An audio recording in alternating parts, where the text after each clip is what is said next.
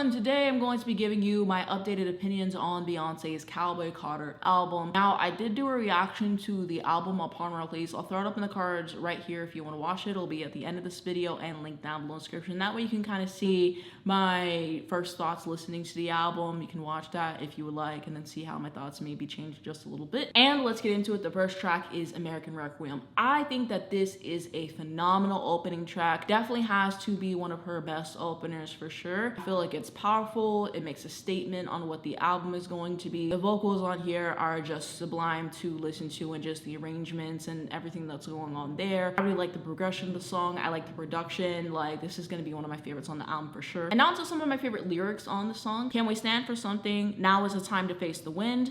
Coming in peace and love, y'all. Oh, a lot of taking up space. All your tears beyond my gaze. Can you stand me? And I also really like the second verse as well. She says, "And baby of a moonshine man, Gaston, Alabama. Got folk down in Galveston, rooted in Louisiana. Used to say I spoke too country, and then rejection came, said I wasn't country enough, that I wouldn't saddle up. But if that ain't country, tell me what is. Let my bare feet on solid ground for years. They don't know how hard I had to fight for this when I sang my song." So I just kind of like it because she's talking about her family history in a sense. She's just talking about Black history, and even in the country genre, and then what she's had to go through, and just in her life. Like, you don't know how much work I've had to do to even get to this point to sing my song, all the people who came before me and the pioneers and stuff like that. So right from the gate you can tell that this song is really setting up what the album is going to be, showing her version of country, what that means to her, her putting her own spin on it and reclaiming it in a way. And so as an opener, I just think it really encapsulates the album in an excellent way. I also love the lyrics in the outro as well. She says, "Goodbye to what has been, a pretty house that we never settled in, a funeral for fair weather friends. I am the one to cleanse me of my father's sins. American Requiem. Them big ideas, yeah, are buried here, yeah.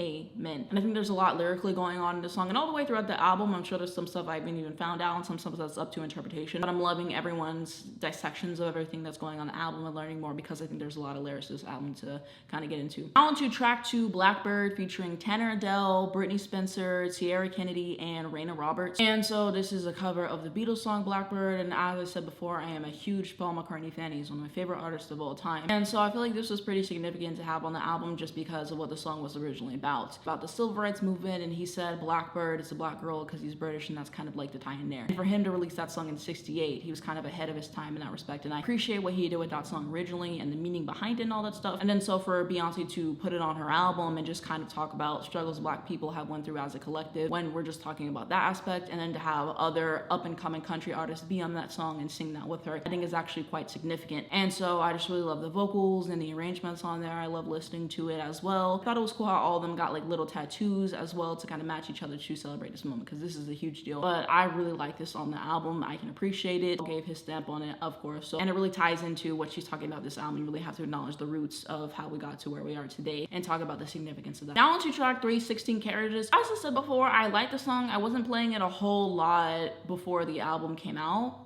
I was mainly more so getting into Texas Hold'em because I still do like that song better. But I'm appreciating this song more so in the context of the album. She's literally just kind of talking about her childhood and growing up and the sacrifices that she had to make to get to this point. So I can appreciate it from that standpoint. Definitely a powerful vocal. I like the production. So I'm appreciating it a little bit more in context of the album, I will say. Now on to track 4, Protector with Rumi Carter. So this is just Beyonce singing about how she's so protective of her daughter, rightfully so, but eventually she knows that she's gonna have to let her go into the world and do her own thing, and it's like, I know you're gonna be successful, but I'm still there if you need me. It's just a really great piece about motherhood. I can appreciate it. A little bit more emotional moment on the album, so I like it for what it is. I like the guitars, I will say. Now on to track 5, My Rose. So I think that this song is just beautiful to listen to. All the vocals in there. It's a really short piece. It kind of feels more so like an interlude. I like it for what it is. I really do. I think it is at a good spot in the album as well. Track 6 is going to be Smoke Hour with Willie Nelson. So this is just an interlude to segue us into Texas Hold'em. It's cute for what it is. I'll definitely say that. Number 7 is Texas Hold'em. So like I was saying earlier, I love the song. I think it's super catchy and fun. It's almost like her hold down, throw down, at least to me. Love the production on there. I love the lyrics. I think that's kind of playful about it. Like, this song is just 10s across the board. And I really like this as a single to kind of get people invested in the album. On to track 8, Bodyguard. So this is my favorite song on the album. I hope that she makes this a single. I hope we get a music video. I know I'm dreaming because we got a music video from Beyonce in the a bit, but let me have my moment, okay? Because this is a smash hit, and I hope she don't let this get away, because I've been loving this ever since release. It's certainly my most played song on the album, and just what a moment that this is. I love everything about it. I love the background vocals on here. The lead vocal was certainly phenomenal. The way that that builds up as well to listen to is super pleasing, and I also really do love the guitars on here and just the arrangement, even like the pianos and stuff like that you're hearing. One thing I like about this album is that if you listen to it with like plug-in headphones, which I do sometimes, most of the time I use my AirPods though, then you'll notice that some songs, they're literally separated on the channel. So if I believe I had my left one in, then I could hear like the pianos and the vocal more so, and then if you have the right one in, I could hear the guitars and the other vocals and stuff like that. So it's cool in that aspect, so I can appreciate the attention to details there. I like the lyrics saying, I could be your bodyguard. It's just a fun song. I don't know, part of me feels like this might be Lemonade Cold a little bit. I don't know what it is about it. I don't know, but I just remember first hearing this song and I loved it, and as people said, you could just picture yourself driving, listening to this with the top down. Like, it definitely gives that kind of vibe, and this is a Beyonce career highlight for me. Like, this is gonna be my top 5 Beyonce song all time. Some people might think I'm crazy for that, but I know Brilliance when I hear it, and Bodyguard was love at first listen for me. Oh yeah, gotta give 10s across the board. Shout out to everyone who wrote this, produced this. Y'all did what had to be done. What a moment this was. What a moment this was on an album, and always the one that I look forward to the most. We've been blessed, we've been blessed, we've been blessed. Track 9 is Dolly P, another interlude, and that's just kind of segueing us into Jolene. So I can appreciate it for what it is. Nice to see Dolly make an appearance on this album. Track 10 is Jolene. So Beyonce definitely switches this up from Dolly's version lyrically. She even has an entire other section of the song as well, which I really think takes it to another level. So I kind of like that she switched it up. There's so much discourse about the song on social media, which I just think is ridiculous. Because if Beyonce would have sang the same lyrics that Dolly wrote, y'all still would have had something to say, because a lot of y'all don't like Beyonce and they don't have a real reason for it. If you don't like her, it is what it is, but a lot of y'all veil your reasons for not liking Beyonce and a bunch of BS. But she couldn't really win either way. As people have said, it's kind of coming from that same place of insecurity. It's just different lyrics. So I really liked her take on it. I thought the vocals on here were excellent to listen to. It was just a good piece on the album. I like it, I like it, I do. Now to track 11, Daughter. So I think that this is an exquisite song to listen to. Just the soundscape is very mesmerizing to listen to with all the guitars and everything that's going on there. And I also really love that operatic part that she has. That was just absolutely insane, showing her versatility as a vocalist, which I always do appreciate. Some of y'all need to give Beyonce more credit as a vocalist, because some of y'all act like she can sing, and I don't know why. Beyonce top 5 singer all time to me.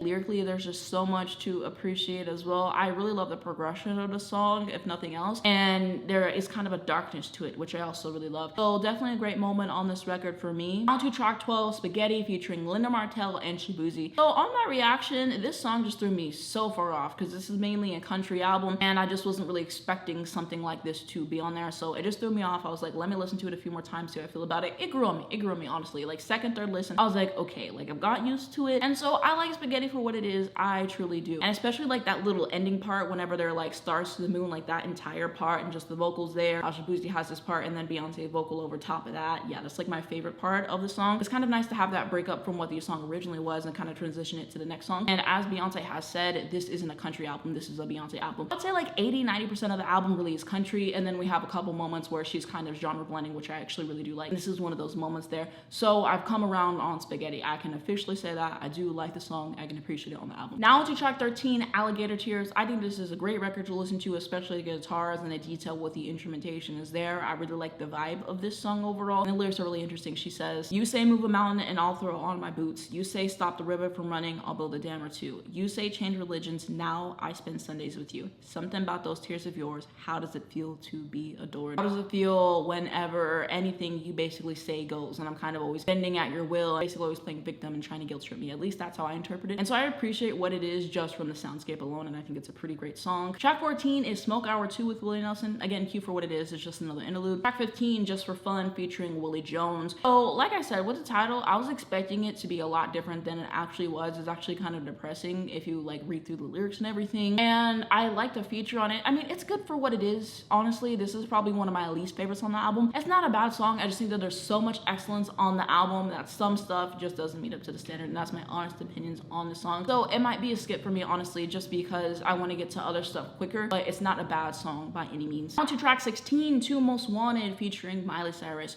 So I absolutely adore this song. Their voices sound great together on this. I love the little harmonies and parts like that. I like they got their own little parts and then their parts together as well. I like the instrumentation. Like, the song has a simplicity about it, but everything just really works. I like the songwriting on here a lot, and I never would have expected Miley Cyrus and Beyonce to collaborate. I know a lot of other people agree with me as well. And I really like Miley Cyrus. I have some videos of her on the channel. I'll throw them in the cards at the end of the video, link down below if you would like to watch them. And so I really liked it. I really did. This is definitely going to be a top 5 song on this album for me, and I love it. I do. And I believe they released it as a single now. I don't think we're getting a video. Yeah, it is what it is. Now on to track 17, Levi's Jeans with Post Malone. Like I said, this song is a skip for me. It just is. You know, it's not that horrible. It's not one of the worst songs that Beyonce has released, like Radio, but it's came to a point where this song is just a skip for me. Usually whenever I do these videos, I try to play the entire album all the way through I make the video, and then that's when I start skipping stuff after I put the video out, because I really want to give things a chance to grow on me. I played this song for like a week and some change, and I was like, I'm done. I don't want to hear it anymore. I don't. Post Malone adds absolutely nothing to the song, and there's just better songs in this album. So for me, it's going to be a skip on the album. The worst songs on the album, it is what it is. Now on to track 18, Flamenco. This is a lovely piece. Great guitar in here. I like the vocals. Again, feels like another interlude moment, but I like it for what it is. Now on to track 19, the Linda Martell Show featuring Linda Martell. Again, this is just another interlude moment. It's cute for what it is. She's introducing us to Yaya, which I can appreciate. Now on to track 20, Yaya.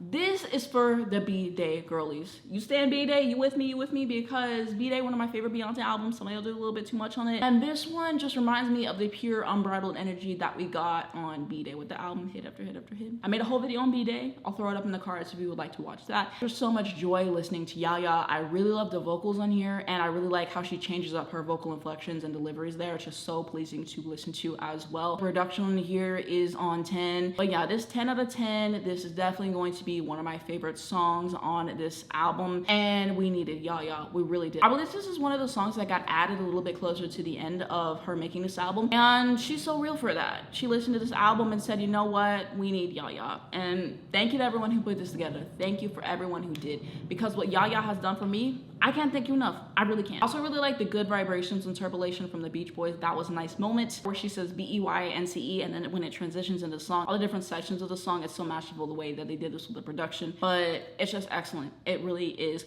Some artists, they'll never have a song as great as Yaya in their entire discography. Can't imagine what that's like. I can't. What Beyonce with Yaya. A moment. My favorite lyrics on the song is the first verse. She says, "My family live and died in America. Good old USA shit. Whole lot of red in that white and blue, huh? History can't be erased. You looking for a new America? Are you tired of working time and a half for the pay?" Exactly. Y'all have to pay. I just pray that we don't crash. Keep my Bible in the dash. We gotta keep the faith. Wildfire burnt his house down. Insurance ain't gonna pay. No Fannie Mae shit. So hold his holster. Pour more liquor, please. Hardworking man ain't got no money in the bank. The Yaya. Turn up the vinyl and the radio. He can't catch the news nowadays. Oh, I just pray that he don't crash. Keep his pistol on the dash. He gotta keep the faith. So, I mean, that's a lot just in the first verse. I like the third verse for the song a lot. To track 21, All Louisiana. So this is another interlude. This is another skip for me. I mean, it accidentally came on the other day. I'm like, oh, you know, it was sounding a little bit better than it had in the past. You know, I will say that. Still don't really care for this one. I don't like a whole lot of voice pitching. That's kind of what it is. I don't really need it. I think the transition into this is good. But yeah, this is just kind of a skip for me, if I'm being honest. So that's my thoughts there. On to track 22, Desert Eagle. I like this one a lot. I do. Just the bass on here alone makes it worth listening to. Again, feels like a good interlude moment on the album, so I appreciate it. I do. On to track 23, Riverdance. This one has such a great groove to it. Makes you want to get up and dance listening to it, and that's what I really like about it. The production, definitely 8. Vocals were on point as always. I like the lyrics on here a lot. I appreciate this one for what it is. It's a little bit repetitive, I will say that, but I like it on the album, I do. On to track 24, Two Hands to Heaven. I think that this is really a transcendent experience to listen to. You go through a real journey to listen to this song, and there's all these different sections, and I saw like an edit of this song, and then it was just Beyonce's like entire career, and wow, what an emotional moment to watch. I certainly will say that. But few songs you listen to kind of take you on a journey the way that this one does. Sonically, I really appreciate it. I think the vocals are some of the best on the entire album. I like the lyrics on here as well, and yeah, there's a lot of great things about this song. There is, and I think that this stretch of the album is truly a gift to listen to. It goes by so quickly. Down to track 25, Tyrant with Dolly Parton. I like her little intro part at the beginning, and then how it really transitions into the song. I think this one is super catchy to listen to. This is just the bomb. Great vocals, great lyrics, great production. It really has it all. Needs to be a single. I need a video for Tyrant yesterday. Like, this song is just what I need. It really is. Down to track 26, Sweet Honey Buckin' featuring Shaboozey. So I really like all the different parts that this song has. I'm pretty sure Pharrell produced this, so shout out to him because his production was quite excellent on this. I like Shaboozey's feature a lot. I like Beyonce on this song a lot. And there's some interesting lyrics. Your patience is thin, your hormones is right at the rim. You was just going in, fuck it, do it again. AOTY, I ain't win, that's cool, I ain't stunned about them. Take that shit off the chin, come back and fuck up the pen. I did not even catch this until I was literally reading the lyrics. I was like, okay, she really said that. She really said that. And yeah, to me, it would be nice to see Beyonce win the Album of the Year at the Grammys, but we already know what that entire thing is. And as long as she makes good music, that's what really matters the most. So, I mean, she was real for that. She said, fuck the Grammy, like, it is what it is. And then another one of my favorite parts on the song is whenever she says, say the things that I know will offend, wear that shit that I know start a trend, take the Bugatti out for a spin, ain't no top, feel the wind on my skin, ooh, ooh, ooh, snakes in a den. They hissin', don't listen to them. They buy it every once and again, but it gets stomped down. 8. So many great grooves in the song. The transitions, absolutely flawless. They all ate. To the 27th final track, Amen. So I think this is cute. It's a good way to end off the album. I think it gets me that much more excited to listen to American Requiem again. I can definitely appreciate it as a closer. And again, it just feels like it's kind of wrapping the album up with a bow with everything that she's already kind of discussed there. To recap of my top 5 songs in this album. So Bodyguard is my favorite song. Tyrant is up there. Yaya, absolutely. Two Most Wanted featuring Miley Cyrus and American Requiem. An honorable mention to Daughter, as that is a fantastic song as well, but that is going to be my top 5. Now on to my overall thoughts on this album and how I'd rank it in Beyonce's discography.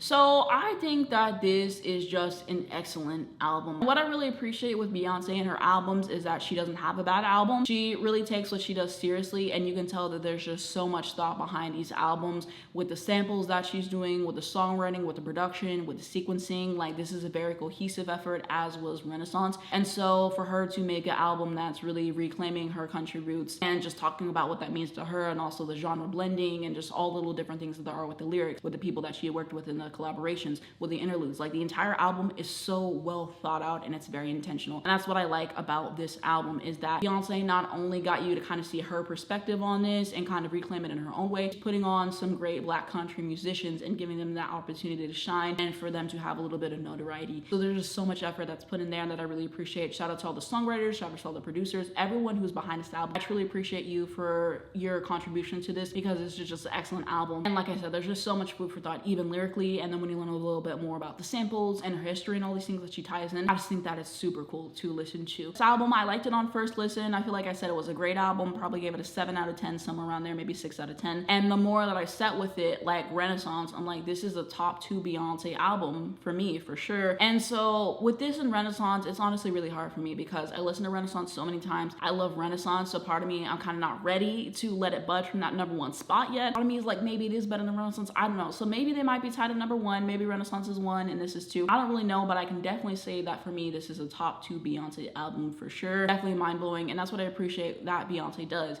is she is literally going to basically top herself pretty much every single project. When an album like Renaissance came out, I was really blown away once I really take my time to sit with it, and I was like, this is album of the year. Now Cowboy Carter is my album of the year, and to be honest with you, I don't think it's gonna be top. I don't. You know, there's some albums I listen to, there's some albums I really liked. I think there's been some great stuff, but Beyonce is always one step ahead of pretty much anybody else. She really is. Just the artistry that she has displayed on this album once again, and I have to appreciate it. I really do. I think there's so much to like about this album. I think there's a lot of career highs. There's a lot of great tracks on this album, and I'm just blown away by the quality of this album every single time I listen to it. I'm like, wow, she really put this out for us to listen to. And it's interesting to me that she recorded like a 3-act project, and like, how do you decide which songs go on what project and still make it so cohesive and all this stuff? And it's just interesting, and I hope that she does talk about this album in an interview at some point, because I want to know all about the songs. I've read a little bit from the producers and stuff like that, and so it's kind of interesting to hear their input, because just for fun, I don't think that got done until this year. Really like the album cover for this. I like the alternate cover for this. I like the title for the album. There's lots to like about Cowboy Carter. That's basically my review of the album, how I'm feeling about it after I gave it a little bit more time to sit. And I'd like to do this with artists that are some of my favorites and that I really enjoy, because